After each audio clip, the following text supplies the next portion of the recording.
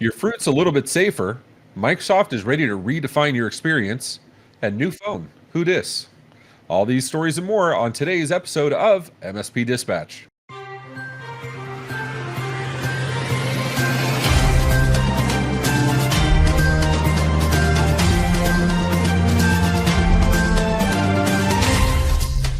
This episode is presented by the Salty Soul Foundation. Since 2017, Salty Soul has removed over 20,000 pounds of trash in Florida and California. Visit saltysoulfoundation.org to support this organization via direct donation or purchase of their merchandise. Good morning and welcome to the September 6th episode of MSP Dispatch, your source for news, community events, and commentary in the MSP channel. I'm Ray Orsini, joined as always by my co-host, Mr. Tony Francisco. How you doing, Tony? Excellent. Back from an amazing Labor Day long weekend. Feels like I haven't really done much, but what an awesome weekend. The weather is awesome all week, incredible. What about you, Ray? What did you do? Anything exciting happen? There's sun outside, there's wind outside. I feel like I haven't left this chair, but you know, it's been phenomenal. But the real question I have for you, Tony, are you into crypto? Possibly. Have you ever received free crypto? Get out of here. No. So there's a story I saw that crypto.com, major crypto wallet, crypto marketplace, blah, blah, mistakenly sent $7.2 million in crypto instead of refund. Oops, to somebody. Now, what do you think? You know, they did the only logical thing they could do. The person receiving the crypto, instead of reporting it, tried to transfer it out to a cash account and Took it and ran. I'm out of here. Spent $1.3 million Australian, which is about $890,000 US, on a 5-bedroom house for her sister. I mean, that's quick. That is. But can you blame her? I mean, okay, first off, let's go back to the previous episode. I love philanthropy, doing things for other people. The very first thing, you know what? I'm going to buy something for you. I'm not going to buy a boat for me. I'm going to buy something for you. That's awesome. I don't know the timeline of this, but I mean, they're like, ooh, money, ooh, my sister, ooh, house, done. Like, did she have the receipt for the house? Do you have to have the receipt? What if you throw the receipt away? I don't know what you do with that, right? Like, you know, and that's anyway. So that's pretty crazy. Maybe I'll pick Wes Spencer's brain on that, on like what the protocols are for it. But for now, my fruit is protected.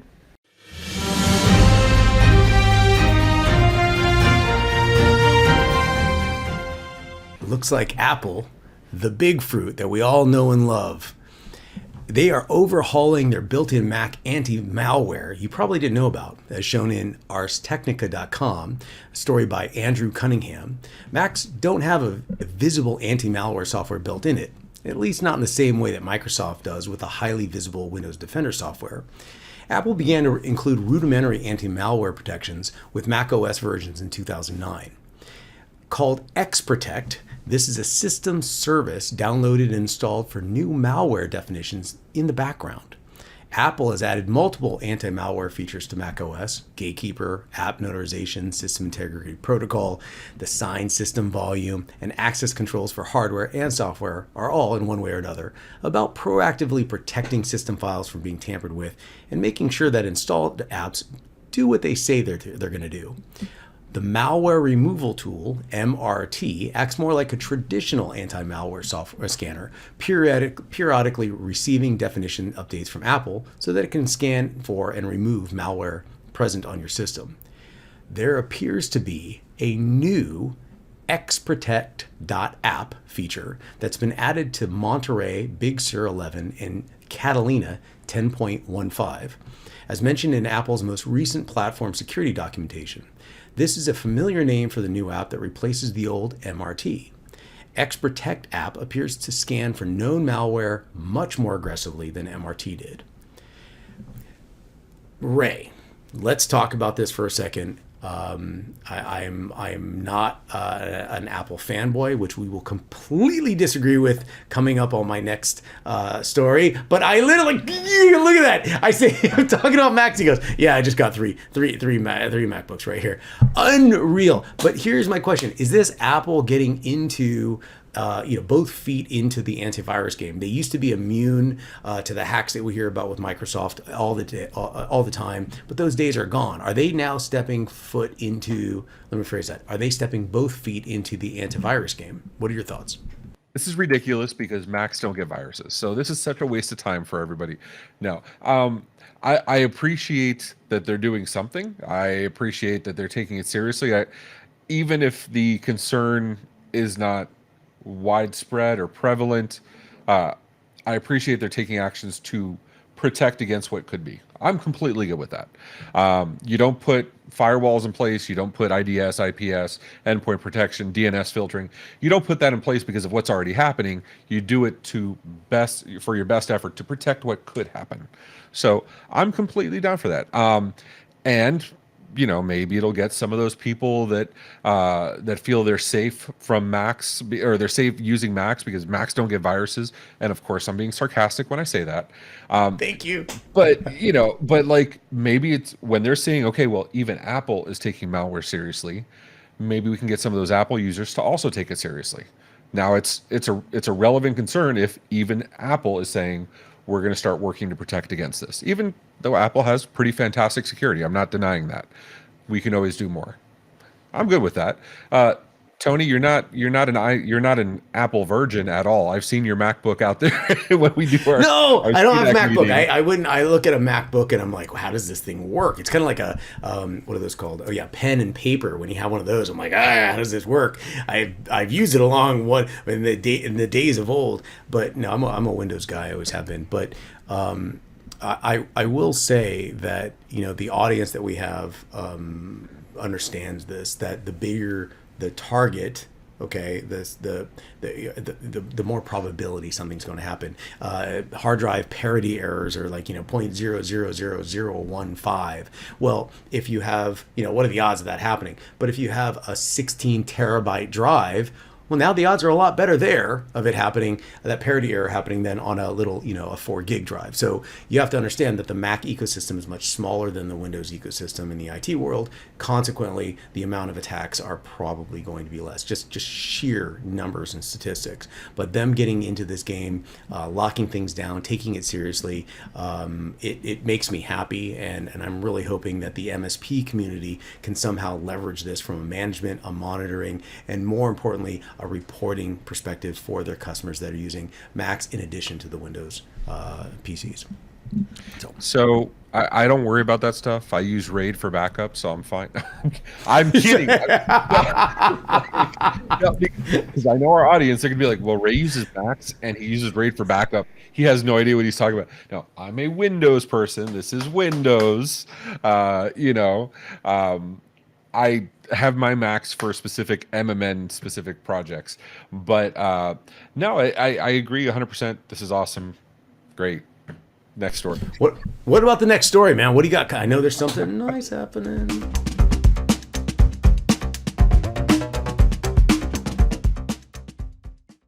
Our next story is the experience preview for Microsoft 365, written by Amisha Bhatia on Microsoft.com. Microsoft has launched a preview of Experience Insights. The software provides an overview of various experience metrics for Microsoft 365. User metrics include product usage, in-product feedback, data on help content, and Net Promoter Score values. Microsoft says that since user-level data privacy is a top priority, the software will only aggregate at the tenant level. In addition, these insights are only available to report reader roles, global admins, and global readers.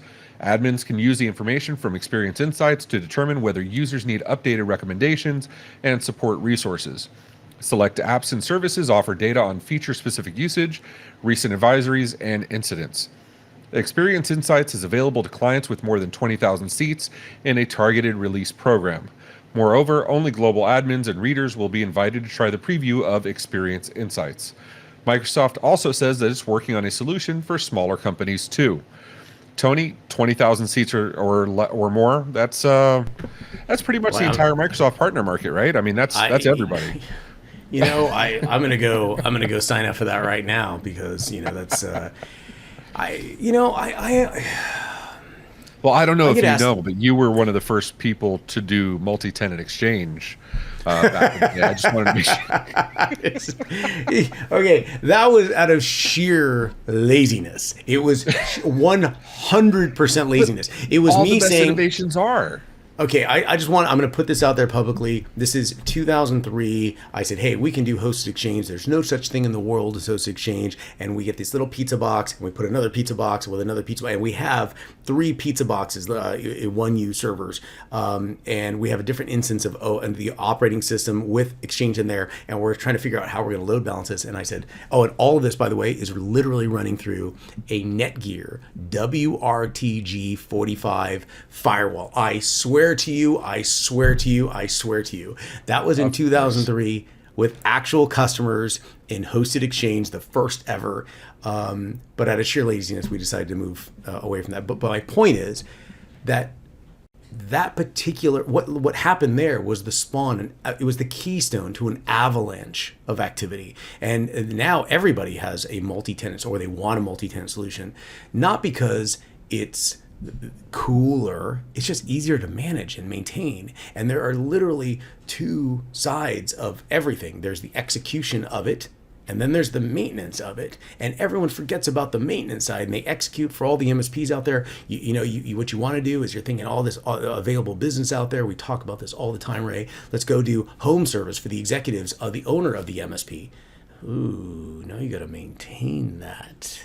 And it's just a nightmare. So sometimes you have to figure out where the juice is worth the squeeze, and then the automation of something. So maybe this particular solution that Microsoft is rolling out for something so large can slowly but surely be parsed out and modularly decoupled to scale to the smaller businesses. Maybe they decided to invert it and go, let's start huge and then break it down, as opposed to running everything behind a WRTG 45 router firewall. I mean, as ridiculous as it sounds to say, okay, we're going to start with these mega partners, I can see it because there's fewer of them. So there's fewer administrators, there's fewer companies involved.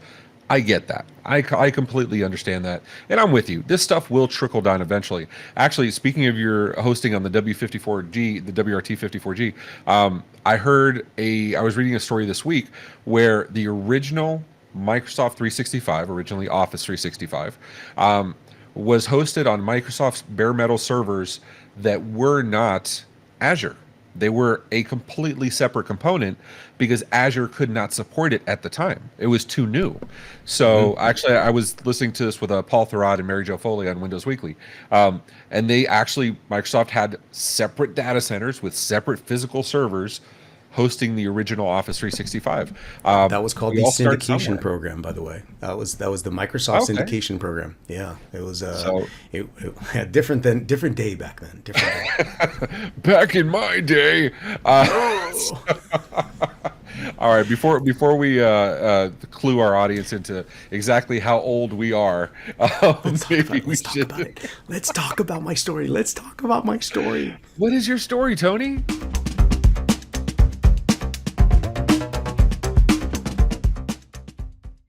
Oh my gosh, did you know what's happening tomorrow? Tomorrow, the Apple iPhone event. Yes, it's happening. It's shown on TheVerge.com. Story by Nick Barkley. Apple's iPhone 14 launch is tomorrow. So excited about this. The reveal of the iPhone 14 Pro and Pro Max. There's 3 different features expected from the iPhone 14 Pro and Pro Max. An always-on display, a feature that the Android phones have had for years. We all know that. The 48 megapixel rear camera with a larger sensor, better for selfies, and a screen that gets rid of both the notch in favor of a smaller camera cutout. The iPhone should also get the Pro phone should also get the A16 processor chip. Potentially have 2 new colors, of blue and deep purple. Yes, you said that correctly, or hear that correctly. And also a 30-watt faster charging mechanism. Rumors have also been swirling about the iPhone 14 coming out with satellite connectivity, This is a really exciting story we just covered last week. And additionally, the new Apple Watch Series 8 SE and Pro. And finally, the next generation of the AirPods Pro. Now, Ray, I am not a fanboy. That's what I was going to mention. But I'm so excited. You took the words out of my mouth. And to remind you, Tony is not an Apple fanboy. I'm not a fanboy. Listen, I jump, I go like, come on. Needless to say, you're a little excited about this. Slightly. I am. So the reason is because I don't get a new car every 4 or 5 years. I wait, 10 years. I am that old. And I drive it into the ground. I drive my phones into the ground. So I'm actually excited and I appreciate what I get. I'd like to remind everybody listening to this right now, everything you have, every single thing that you have, you once dreamed about. You aspired to have it. And you lose that appreciation, unfortunately, with time. The things you love become less and less and less, fewer and fewer and fewer, but the love becomes more intense. So when you do have something new that you're waiting for, it's just you appreciate it. So my iPhone 11, as I jump to the 14, I'm excited. I don't know. What are your thoughts, Ray? Are you going to go get more MacBooks, your 3 or 4 MacBooks that you just got? So I get it. I completely get it. When I remember the days where I used to go out and get my Nokia, where I could play Snake and do my TRS-9 or my T9 typing. Or my Motorola, what was it? The flip tack, the StarTAC, the StarTAC. You had the IP550. There was one jack. There was like an Ace jack or something like that. I forget. Anyway, but you got what I'm saying. I used to legit switch out my phones every 10 months. I was also 20 and very stupid with my money back then, but I did it and I enjoyed it, and I completely get the excitement of it. I completely get the excitement of new products. Like I said, I bought a MacBook Pro, and then I did the smart thing, and I bought 2 more MacBooks. So I mean, I don't know if that's a smart thing, but I did the thing. So I get the excitement. I completely do, and I get when you're so tied into something where you're passionate about it. Look, you've seen all my gear. You've seen my cameras and all my all my toys. Your toys. I thought I had a lot of toys. Your toys. My toys are a crumb in your loaf of toys. Yeah. So with all the wonderful productive things you do, if iPhone is your thing and you want to get excited about that, I absolutely support that 100%. I do the same thing. I have I learned something new about my phone this past weekend, or 2 weeks ago. I have the Samsung S22 Ultra.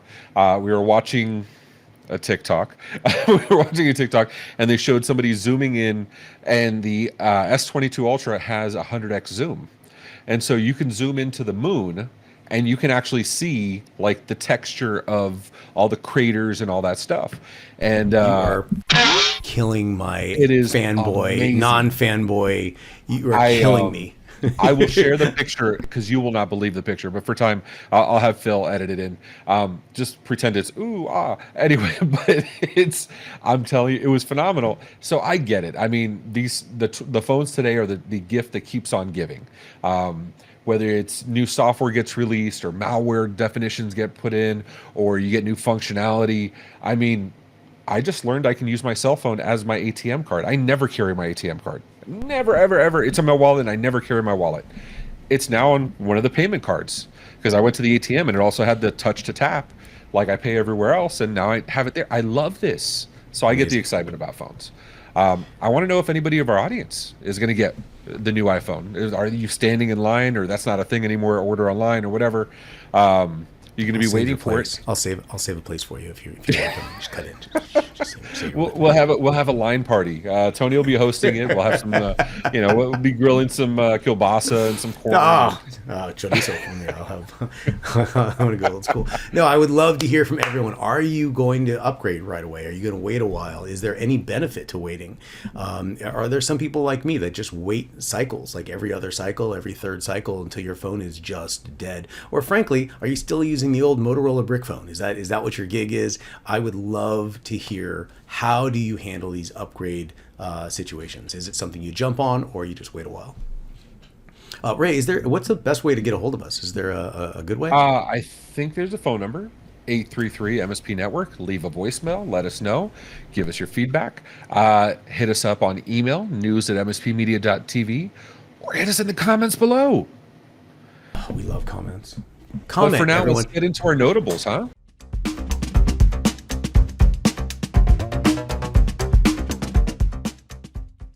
First notable mention, Building a Defense Against Ransomware. Written by John Murchison on Channel Pro Network. Ransomware attacks have led the government to issue reminders for companies to improve your cybersecurity. And since it's in the best interest of MSPs to protect themselves and their clients against cyber threats, some best IT to follow include educating clients on security to help them better understand it and become more responsible. Gives other items such as implementing backup disaster, BDR processes, MFA, and for setting it up for all apps and RMMs, as well as building, maintaining, and actively monitoring for your security stack to minimize oversights and vulnerabilities. These are not new items you've never heard before, but I'm always a fan of actionable lists of items you can take in and start doing immediately, and this document provides it. We will include the link in the show notes below. Tony, what about you, man? When techs go rogue, as mentioned in channelpronetwork.com, how channel pros can reduce the odds of rogue employees wreaking havoc with their clients. The article goes through the values of MSPs, frankly, trusting their technicians with virtual keys to an end user castle. But as they say, some people aren't always who they seem to be. And there are multiple examples in this article talking about technicians that say one thing but end up doing something that was very, very detrimental and harmful to the end customer. In the end of the article, Lawrence Cruciana, the president and of Corporate Information Technologies, an IT cybersecurity provider in Charlotte, North Carolina, suggests following best practices by separating duties and limiting access rights, along with having clearly written policies and robust audit logging that is centrally maintained with a trigger-based alarm system built into it.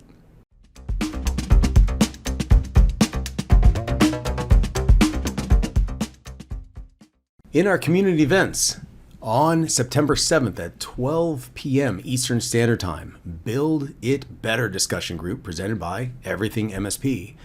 On the 7th and the 8th, an in-person event, Channel Pro SMB Forum 2022 in Washington, D.C. And on the 8th and 9th, another in-person event, Robin Cybersecurity Marketing Roadshow in Chicago, Illinois.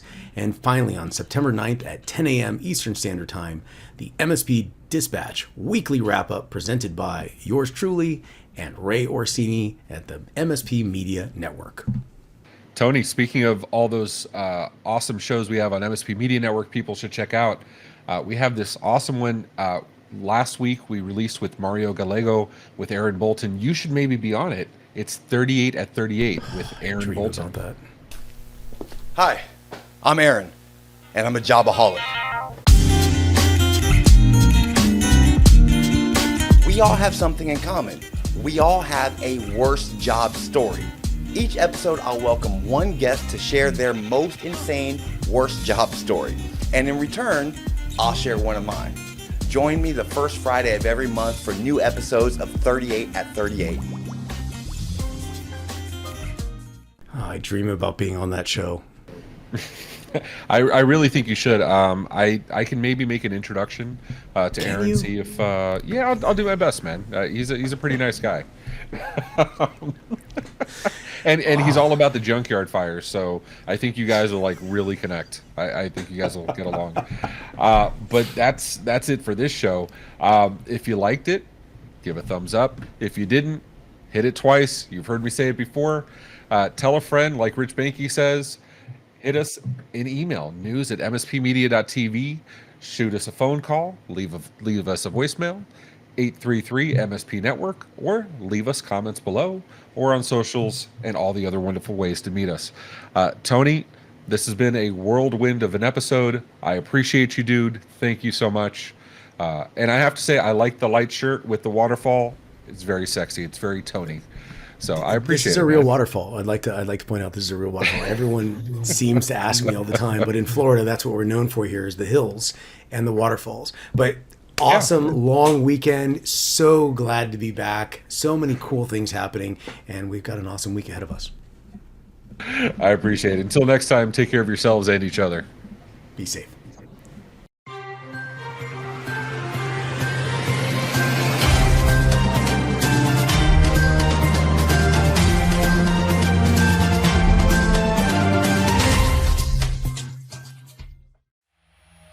This has been a broadcast of the MSP Media Network.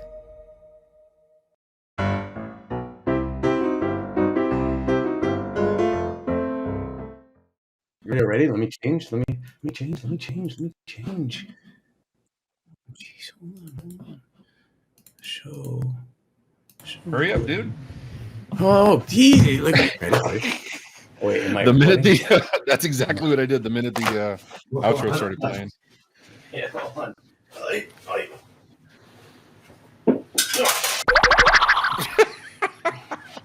You guys heard that? Hold on.